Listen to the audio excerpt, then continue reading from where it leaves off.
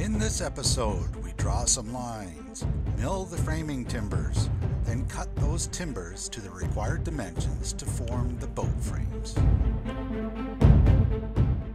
Hi, I'm Bill England of the Ambler Odysseys YouTube channel. I am building a George Buehler designed 48-foot wooden troller yacht here in the Sea Clamp boat shed in the backyard of my Summerside, Prince Edward Island, Canada home. When completed, we will sail the seven seas in search of adventure.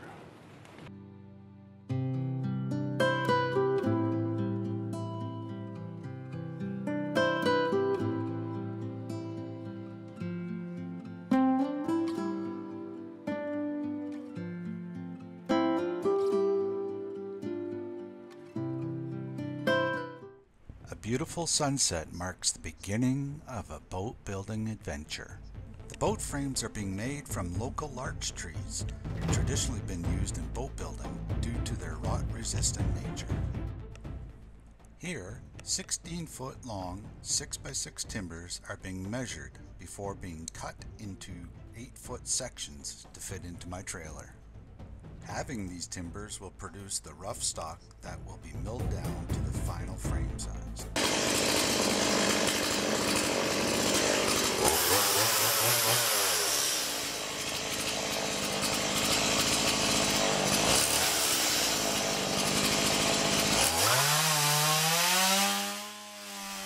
I'm a lumberjack and I'm okay. I sleep all night and I work all day.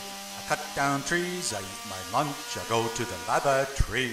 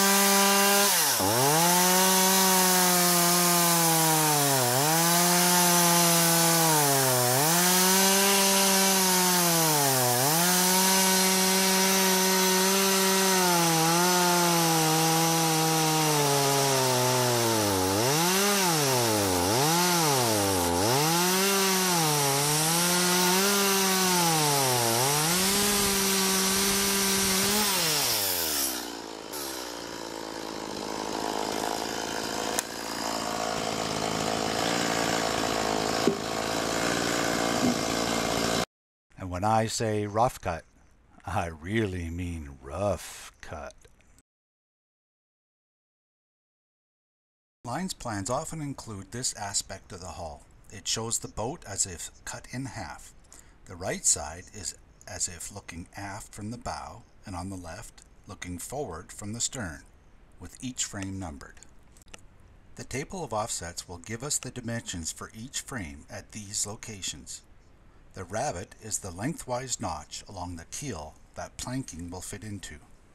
The chine is the lengthwise visual break in the hull that separates the side of the hull from the bottom. The shear is the break in the hull that separates the side from the deck. This design, a raised shear, will form the gunnel, where the hull actually marks the deck. A construction plan shows a see-through, side-on, and top-down view of the hull construction and lists sizes of each component.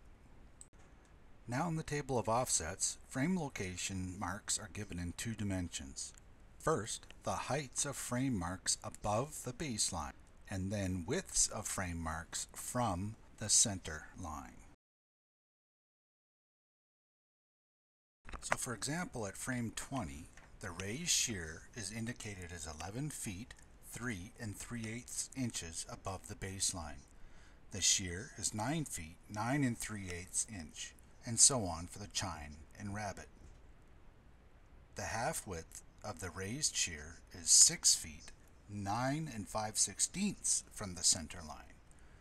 The shear is the same as the raised shear. As we shall see, it is a vertical line between the two. And the chine is 6 feet 1 1/4 inch. To reduce the chance of making a mistake by pulling the wrong dimension from the table, I transferred the dimensions to my own table with only the frames I was working on. Note the boat building math needed to determine the difference of height of the frame marks from not the baseline but from the rabbet, as the bottom of my framing table represents the rabbet where the frame meets the keel. Now let's see what I'm actually talking about. Recall in the last episode where we determined the size of the framing table based on the widest half width from the center line and the tallest height above the baseline.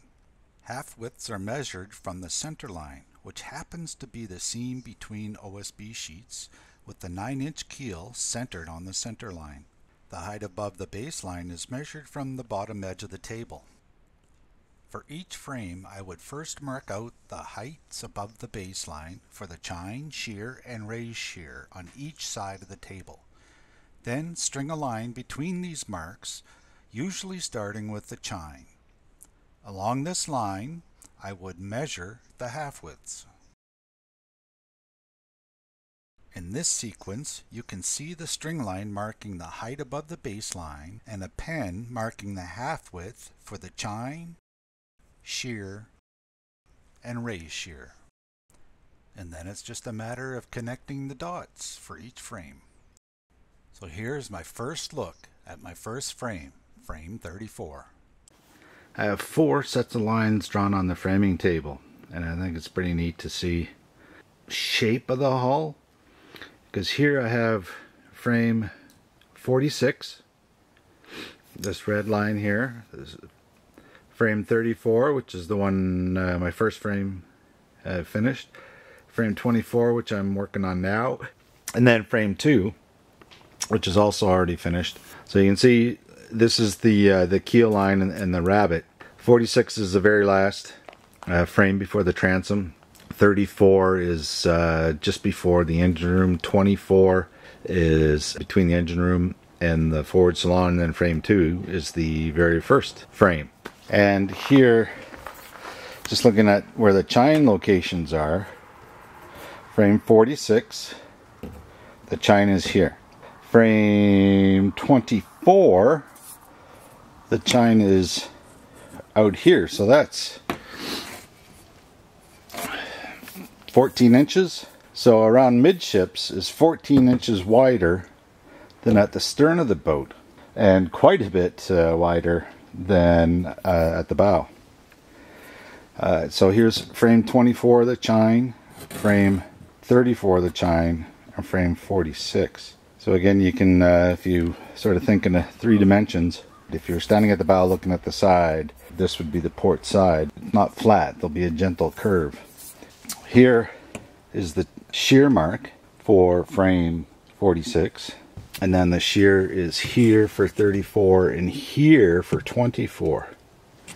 Now, it may look like, wow, your stern is way below your midships, but actually the rabbet is not a straight line on the keel.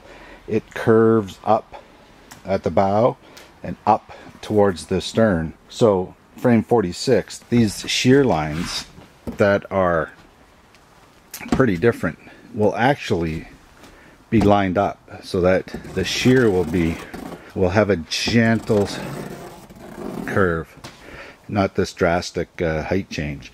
So actually frame 46 here will actually be more located up here. So it'll all make sense. When you review these videos like I will be, it'll all make sense after everything's done. I probably won't have 4 sets of lines on the table again, just because you can get it can get pretty confusing. That's why I'm using red, black, green. And I knew station 2 is going to be significantly different, so I was okay to use red there again. So I'm going to press on with frame 24. and then frame 46, and then I'll paint the lines over and start more frames.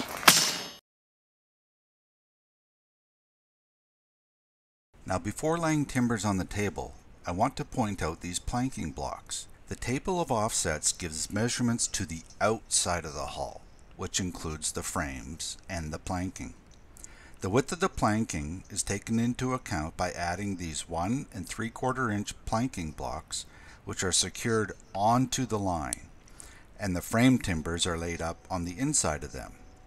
Much more on this later, but the planking will consist of 3 layers. An inner layer of 3/4 inch thick traditional planking, plus 2 layers of 1/2 inch plywood, which will then all be fiberglassed over. Now here's where things start getting messy. Each 3x6 rough cut timber needs to be milled down to the actual frame size of 2.5 by 5 inches. This is completed in 4 steps. The first step is to use a jointer to shave down the rough cut face of a timber to a flat surface.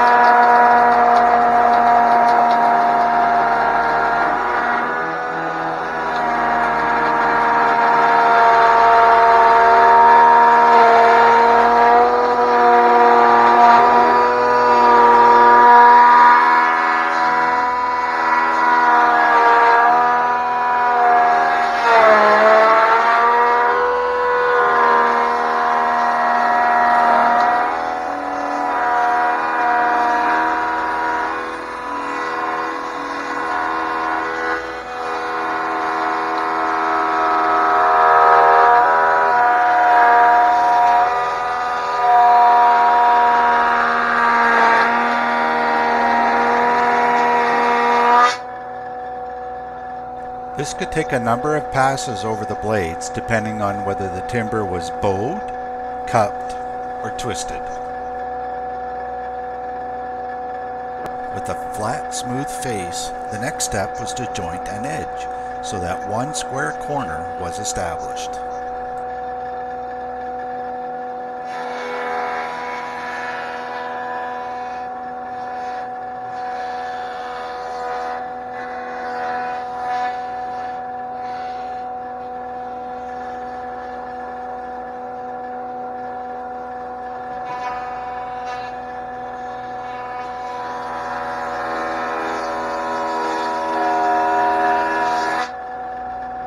Again, this could take a number of passes depending on whether the edge of the timber was crooked or twisted.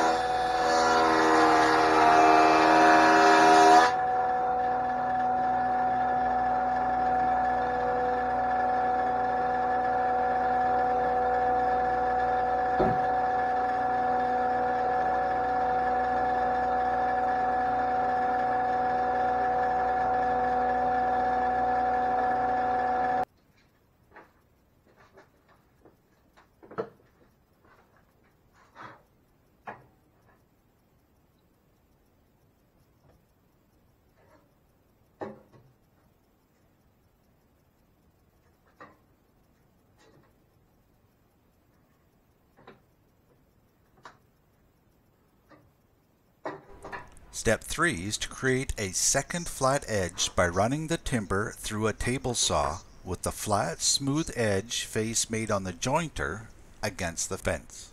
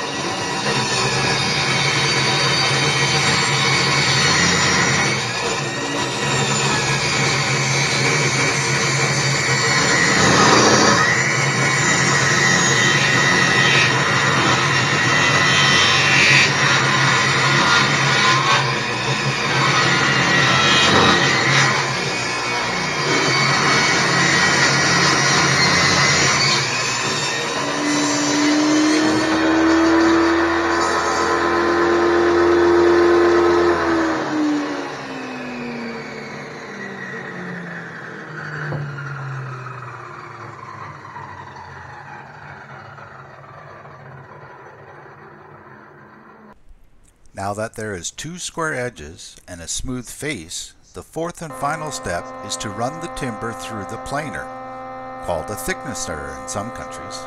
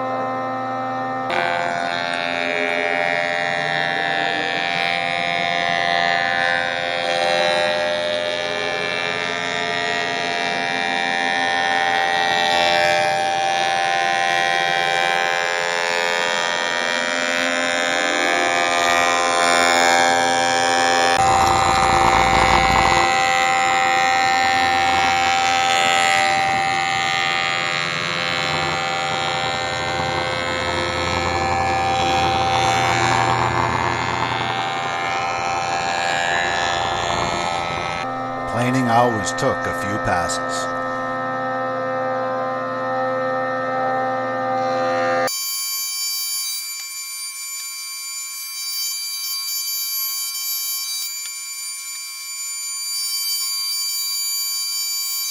Et voila! A framing timber measuring 2.5 by 5 inches is born. 23 frames, 4 timbers per frame means 92 framing timbers to mill. With the timbers now milled, this next step will see the rough lengths cut down to size and shape at the keel and chine. The side and bottom timbers meet at the chine, as seen lined out here.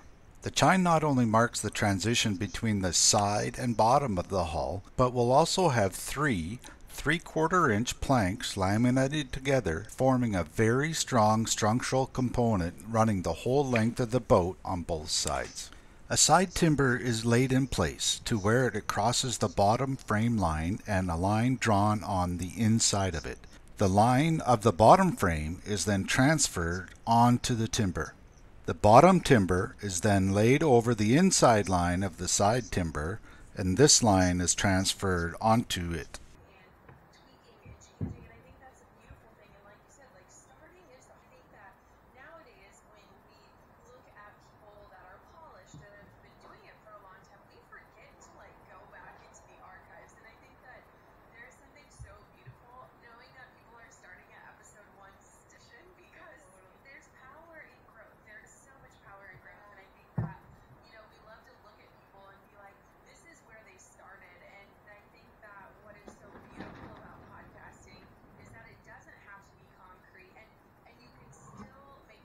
I line up a guide parallel to these lines to ensure I make a straight cut with the circular saw. I found my saw cut just shy of the 2.5-inch thickness of the frame timber, so a pull saw finished the job.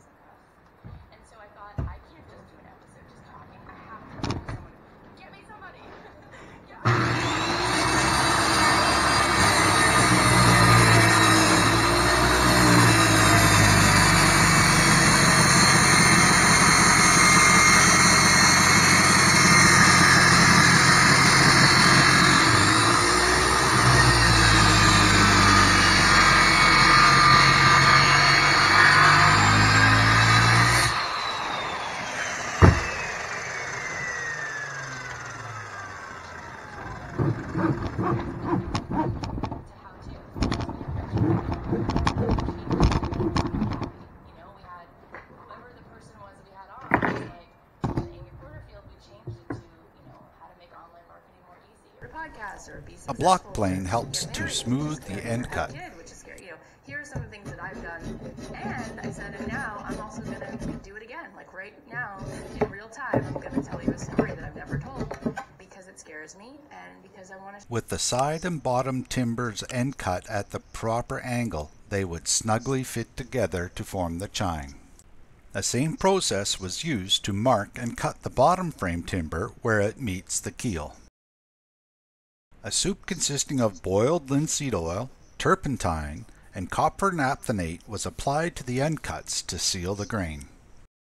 Repeat for the frame on the opposite side, and there you have what is looking like a properly dimensioned boat frame.